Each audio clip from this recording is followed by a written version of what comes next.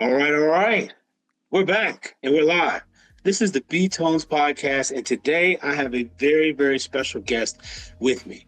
Now, you may have been wondering, I know it's been a while. I know I've traveled to Colombia and I've come back, and trust me, there are many stories to tell. But I love it when things occur just randomly or happenstance. I'm a part of a group on Facebook where you can either seek to be a guest on a podcast or you can become a guest on a podcast. And for the longest time, I was not too active. I was in the beginning, but then, as a lot of things happen in life, you kind of fizzle out. But recently, I got a wonderful notification by this lovely young lady who's here with me today, and we decided to come and have a wonderful conversation, and we know that you guys will benefit from it, just based on the conversations we've had. So I'm going to let her introduce herself, talk a little bit about what she does and why she's here today, and hey, strap in. You never know what's going to happen on the BTonez Podcast, but you're definitely going to get a good word, as you always have before. Julia, how are you doing today? I am blessed. How are you today? I'm wonderful. Wonderful. Very so good. Tell my audience just a little bit about yourself, what it is you're doing currently in life, a little bit about your history and how you make an impact in this world today. Well, that is a longer story than we have to talk about today, so I will try to summarize it because it is a long one. But we will start when I was 15 years old, when I became pregnant with my daughter at the age of 15. And I am currently 44 years old, so she is about to be 30 next year. But as you can imagine, that wasn't necessarily the most popular thing to have as a 15-year-old back then. It's probably not very popular now, honestly, but there are about 1% of women who make it out of that alive in some form or fashion, meaning not dead on the side of the street, not being assaulted, not being taken advantage of by other people throughout their lifetime. They don't make it out of high school typically. You're looking at a 1% chance of true success survival. So I was determined to be that 1%, and I am. And it was not easy, and it's still not easy. Nothing's easy, right? Dealing with things has become easier as you age, but nothing has been easy. So I applied, I got out of, I went to high school. I finished high school. I didn't just go get a GED. I went back. So I did take 6 months off. Our school district at the time, that many years ago, did have a gentleman that would come and homeschool me so I could heal. But I went back to school. Like, I actually physically went back to finish high school, and I applied for college, and I got what they would now call, I don't even know if they give these out anymore. It was basically an I Feel Sorry for You scholarship, and it didn't cover anything.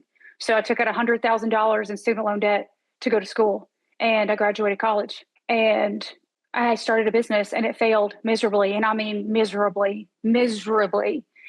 And I graduated college with an $11 an hour job. And I thought, wow, that's a lot of money. That was a lot of money. My rent was $800 a month back then. And of course, my daughter was with me. So it was a struggle. I had 2 jobs now. I remember this. We had 2 jobs. I had my day job and I had a bartending job and had my daughter, and I had friends, and I was very lucky to have friends. And it was a struggle. Everything was a struggle. Every little thing that happened to me was fight or flight mode, constantly fight or flight mode. And the more I tried, it felt like the more I failed. The harder I worked towards something, the harder it got to get toward anything. When it was all said and done with, I believe I paid my student loan debt off when I was 35, almost a decade ago, and I paid a little over $170,000 for the same education that my friends had for free, for full ride scholarships. And that's circumstances. It is what it is. Of course, again, Yes. Another 1% story. It is hard. I worked at Hooters of America for 6 years of my life, and I don't think I would have made it out had I not had that job. Surrounded by other powerful women and people who were, most of them in the same circumstances or worse. And we made it out. We made it out. And we made a life out of that locally. And then I decided to run for public office. And that is when everything changed. I ran for public office. I had nary a penny to my name, and I won. And I had no idea what was in store. I had no idea what was about to happen to me after that, right? So I ran for a statewide position and won. Not crazy? Yes. So to think about, it's crazy, right? So I think about this. I think about the trajectory of my life, the choices that led me to where I am. And you can always make different choices, but I would never say they're better. They could be different, but every choice that you make is a choice that turns you in a direction that you're not sure where you should be.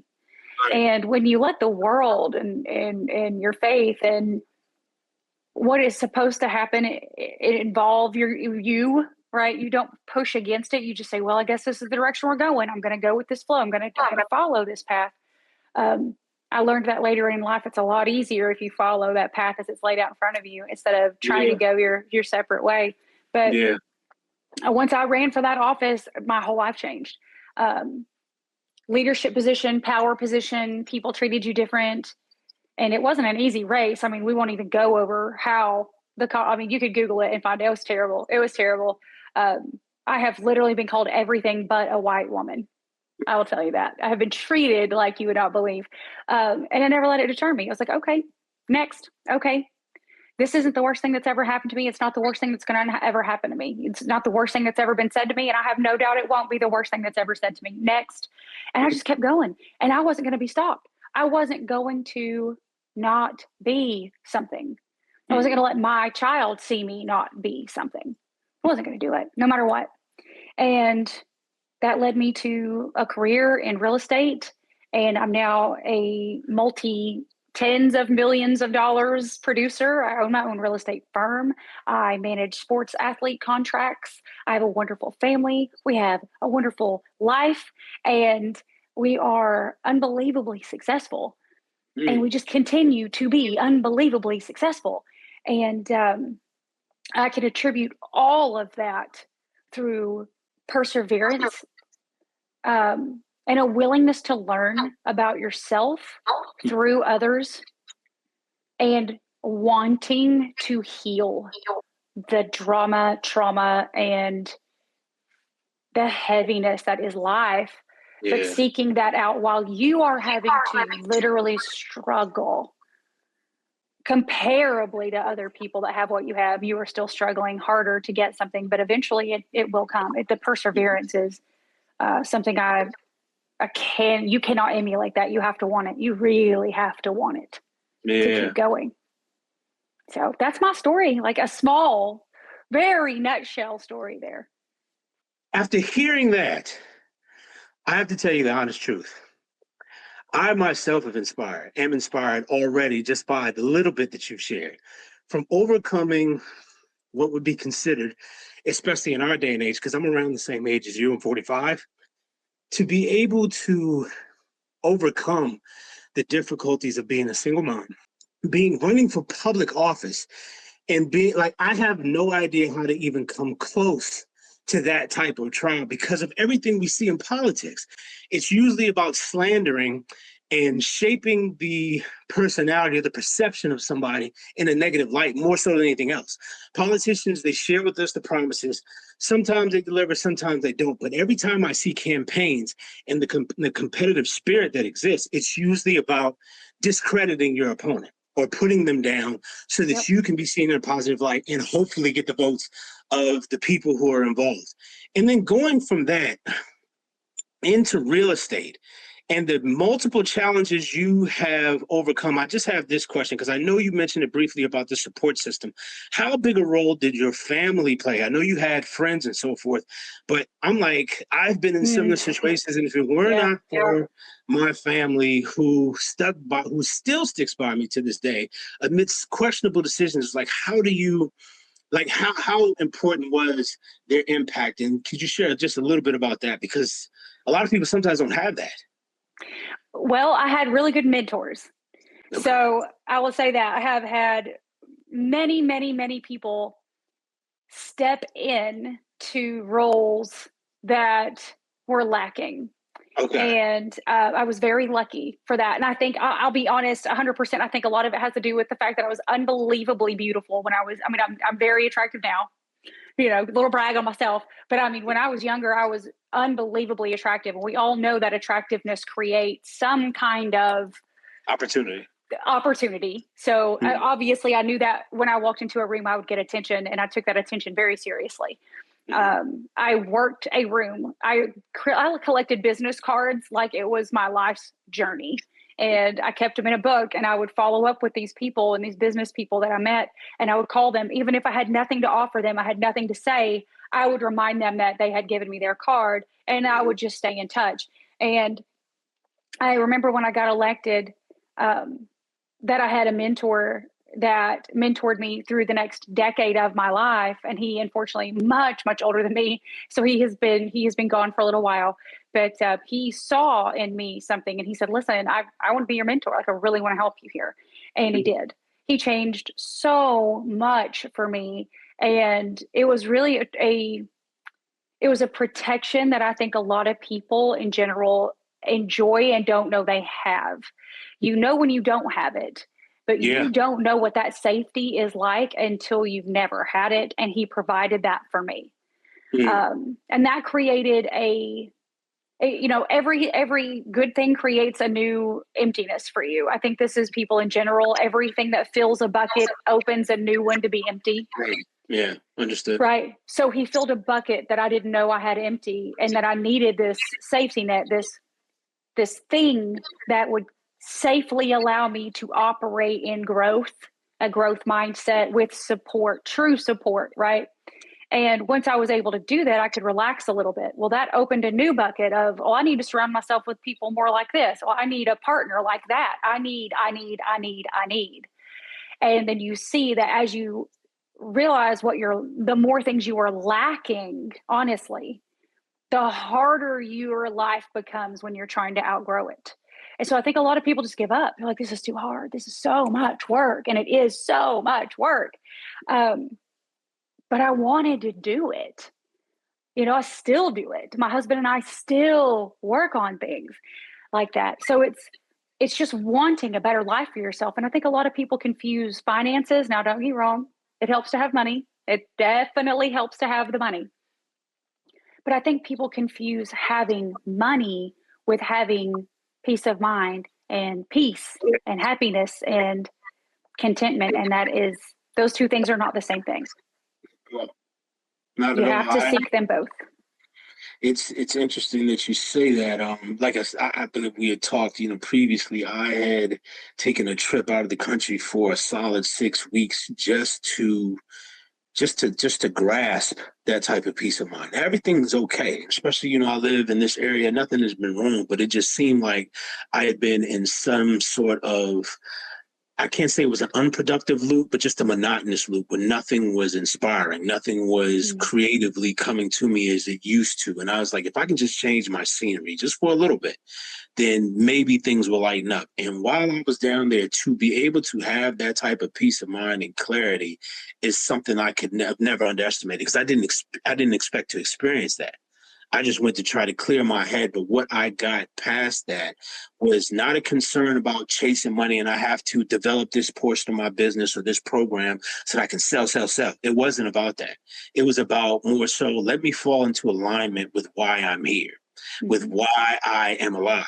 And naturally, if I fall in alignment with that and really sink into it, then, everything else that that I guess the average person would stress or worry about, resources, finances, support, whatever, it comes to you in unmistakable and almost miraculous ways. And, I've done a lot of reading in regards to development books, Think and Grow Rich, The Game of Life, How to Play It, The Power, The Keys of the Kingdom, several different books in regards to reaching a better portion or a better developed version of yourself. And once that ideal is grasped and you pursue that with all that you are, because like you said, it is a lot of work.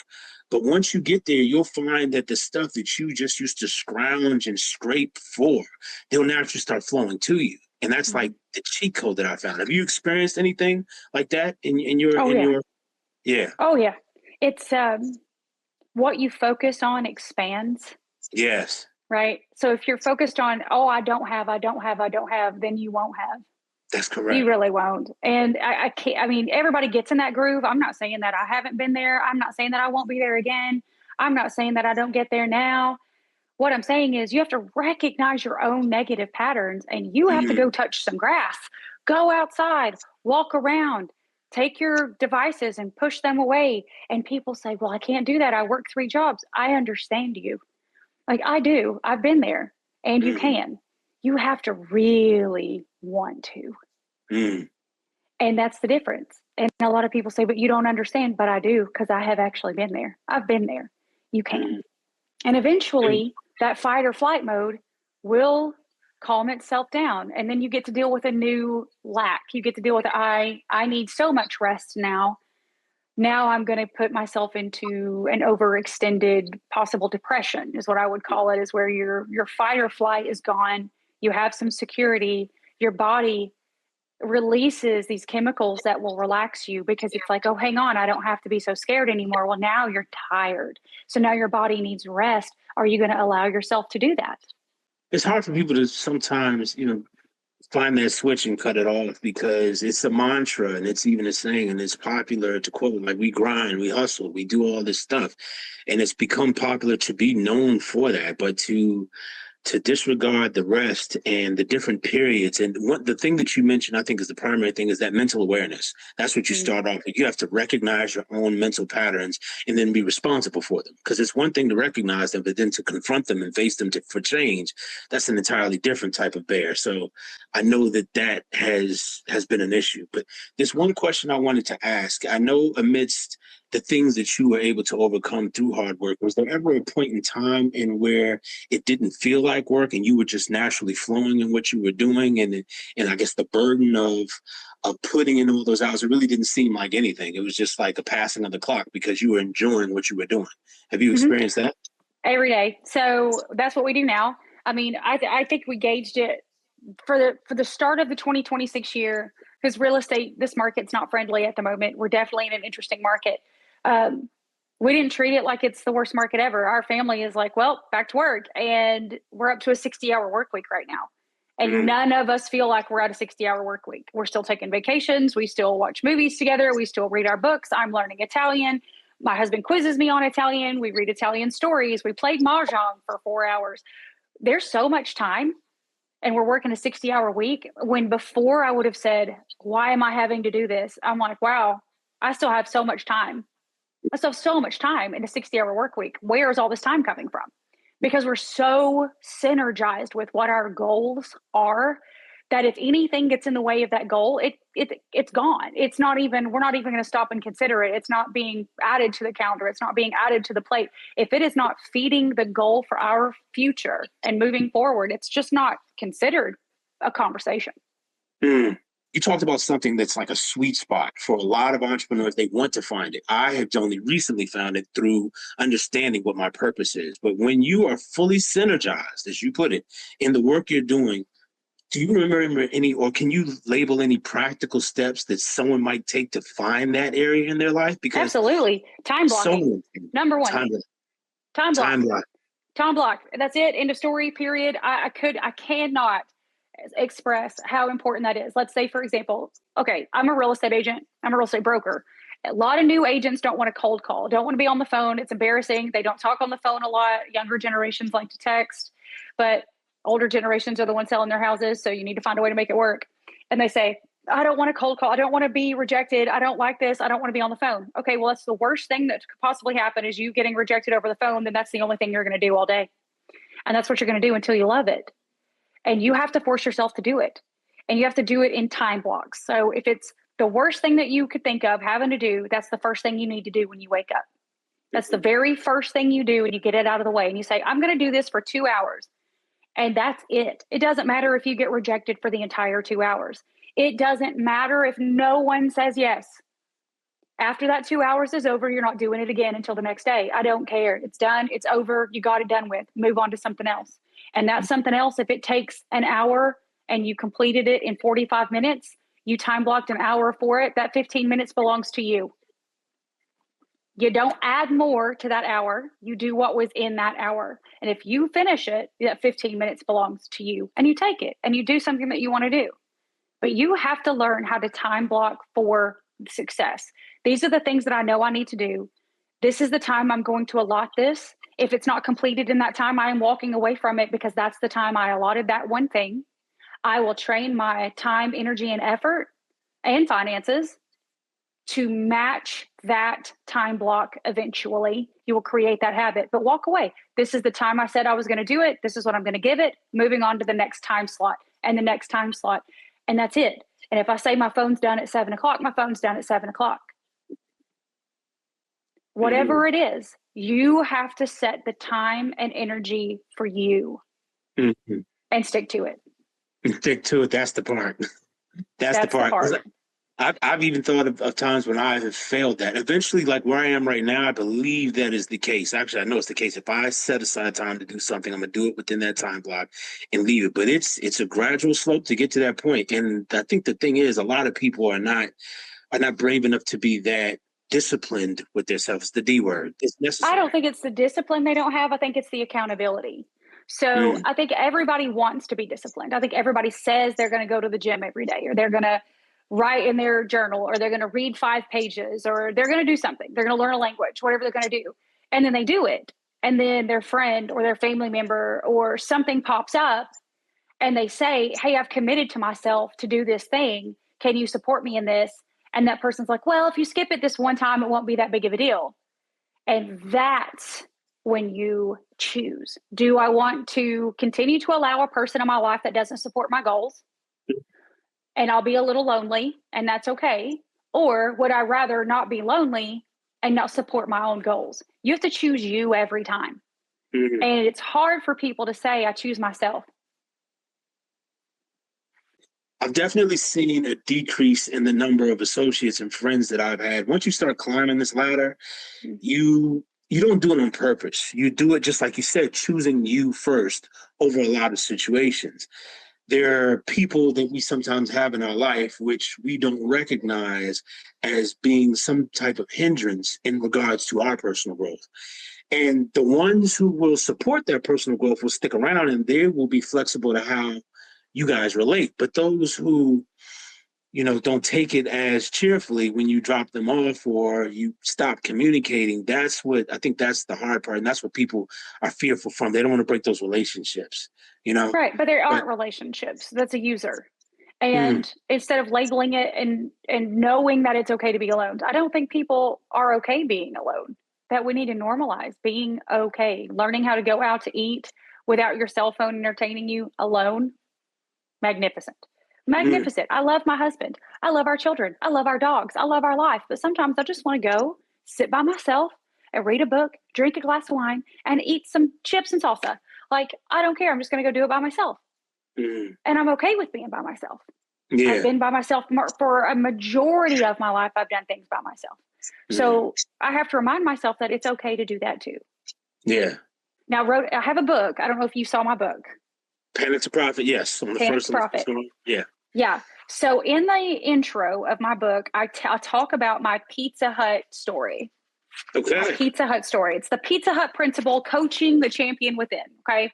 That is the preface or preface to my book. Now, this is a shortened version of this story because this book is a one-day read. But the gist of this story is the shadow work that you don't see. And I went to this 1 week immersive 12-hour a day, no window room with about 100 other people. And I left there a completely different person, looking for new ways to communicate, looking for new ways to be a better me for other people, not for me, for others.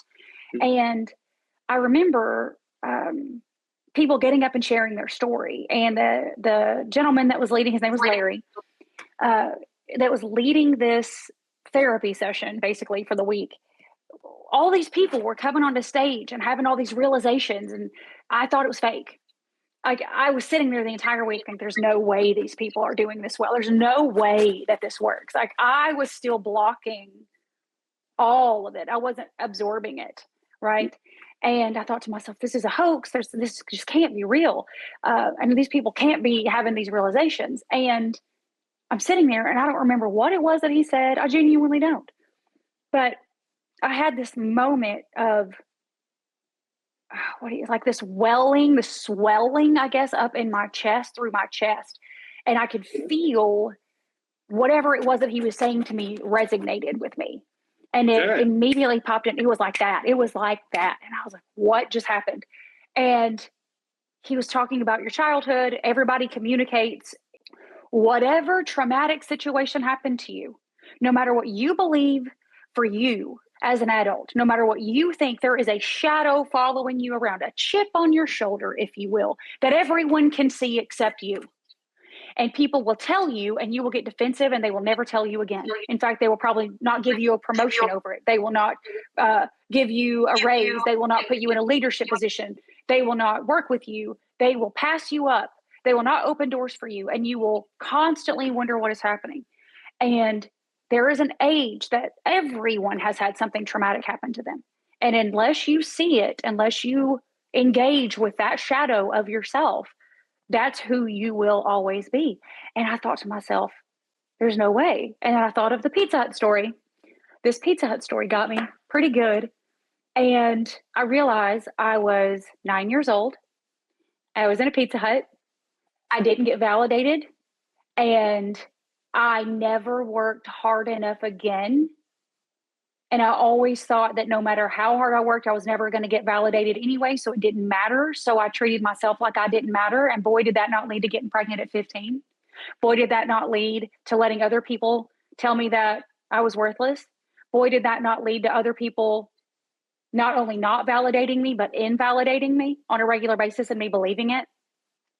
And I thought to myself, how interesting that my entire life I have communicated like I was in fifth grade. And as an adult, when I had jobs and I would say, I would defend something that I was doing, didn't need defending. There was no attack, but I felt like I was under attack. I was being invalidated. So I was always on the attack, but no one was attacking me. No one was coming for me. The world was not my enemy. And I remember going up on stage in front of everybody and telling my Pizza Hut story. And Larry, at the end of that story, he said, "Do you see it now? Do you see who you are? Do you see what other people see?" And I was bawling my eyes out. And I mean, just like heaving. I'll never forget, I had on like a purple Lululemon jacket, and those things are so tight. And I was shoving tissues. I was just tissuing it, tissue after tissue. When I got off that stage, both my pockets were like bulging from tissues. But I'll never forget it. I'll never forget the shadow work. I'll never forget that little girl standing in a Pizza Hut, crying over pizza, and no one was attacking me. No one was not validating me. You know what I'm saying? But I didn't know that then. I know that now. And it has changed the way I look at everything that anybody has ever said to me. The way it's almost like when you're friends with somebody and you constantly encourage them in an area where you can clearly see that they shine, but they will not let those words sink down because internally they think differently about themselves. Just like you said, you were on the attack when nobody was attacking. If you don't yourself change that perspective, it's never going to change. Nobody from the outside can do that for you. So it's almost like when you get to that crux or that place where you make that mental switch, it's like you said, you got it like that. The light's turned on. And that's something very, very powerful because just like you said, this work of entrepreneurship, it takes a lot. But unless you are really too ready to engage that shadow that's on you, that everybody else can see, that you can't see, you're never really going to get to your full potential, like ever. And I think that's incredibly valuable for anyone to hear. Because anybody listening to this, they can, if they analyze themselves, they can see the areas and where they're lacking. But a full analysis means being not only honest with yourself, but brave. Because when you are able to confront that, know that on the other side of that door, on the other side of you turning the handle, that's the path that you want to walk, that you're trying to get to. But you're not going to get there until you handle that obstacle, man. So there's something that has to open for you, that you allow others in to be part of your life and part of your success and part of your future. You will never have peace until you are at rest with yourself. Agreed. Julia, I know our time is not that long today, but I do want to ask you this. Based on where you are currently in your life and the bucket of inspiration that you are, like that I keep seeing more and more of every minute that I talk to you, what is your main message to your primary audience right now as far as the impact that you want to have, or I guess the word of advice that you have for anybody who may have been in your state or is currently like in a position where, they're in need of your expertise? What would you say to that person right now, your ideal client? My ideal client for real estate is just anybody that can buy or sell real estate. Right. Obviously. But my ideal coaching client, I'm a life Mhm. coach as well. My ideal coaching client, I'm currently working with student athletes, and it's getting that belief of whatever is happening to me right now in this moment is just this moment. It's Mm. not tomorrow. It's not next week. It's not next month. It's not next year. It is right now, and that's it. And this too shall pass. And you have to really believe that, because not just student athletes, but any kid, any child, their brains don't fully develop until they're much later in life. They're making major life-changing decisions. They have people pulling at them from every direction. And it's just calming that inner ocean. It's like this is happening to you right now. And it's not going to happen all the time, and it's not going to happen forever. And you have to really want to see the other side of it. I love it because there's nothing more truth than that. Even, and I know based on that podcast episode I sent you, I'm a man of faith. And Yeah, that was really good. thank That you. was really Thank good. you. Appreciate it. It was an incredible story, but 3 people's lives were just impacted. You guys who are part of my channel, you guys know the Tampa Bay story is just phenomenal, even to remember. But it's going back to what you said, being present in the moment and not allowing yourself to focus and worry so much about what could happen, what will and what won't, because that often paralyzes a lot of people from acting, from doing, from taking advantage of the moment, from being your best version of yourself right then and there. Because I don't know what's going to happen 10 minutes from now. I'm sitting in my office. Anything can happen outside of this house or in this house where I am. Nobody knows. So what can I do? Fully immerse myself in this wonderful conversation, learn as much as I can, take away some gems, and then make the changes that need to be made. Why? Because right here we have an example with Julia, and I myself am an example of what can happen when you just put the harness on your shoulders and just move forward anyway. Do whatever No you're matter doing. what. Julie, this has been excellent. This has been truly excellent. I do want to get some information for you before we close this out. I want to get the title of your book again so that people can see it. And then I also want you to share your social media information so people can find you if they need me to ask more questions. It is. Okay, so it's actually a longer title than just Panic to Profit. It's a coaching with sports. So it's a real estate sports coaching book. Okay. But it's not just real estate coaching, it's business in general. So this will work for everybody, and it has a lot of sports references in it. I love sports. So Panic to Profit, the playbook every agent needs when the clock is running out, because you can't afford to fail again. If you just put it in Amazon, my name, Julia Hurley, it pops right up. It's the first one that pops up. Okay. So there's that. And then my website for real estate is justhomesgroup.com. And then my real estate for sports representation, if you have an athlete that you need managed or would like to have represented, it's thejuliahurley.com. There we go. And what area are you working out of again? What part of the United States? For real estate, I work in Tennessee. Okay. Making sure that's put but we actually have athletic clients all over the country, and we do travel for our NFL clients and relocate them as far as real estate goes as well. So we travel nationwide. Fantastic. This has been a tremendous interview. Something that came and occurred right on time, Julia. I'm so grateful for your time. I know you're jumping to another podcast right then and there. This woman is busy. Let me tell you, y'all, if you don't get in touch with her sooner than later, you might not get in touch with her at all, but hopefully that does not happen. So again, I thank you for your time. I thank you for your expertise and your story. And guys, you know how we do here on the BTonez Podcast. I hope you and pray that you were blessed and you received another word. Until the next time we meet, I pray that God blesses and keeps you. Thank you again, Julia. Thank you. Bye.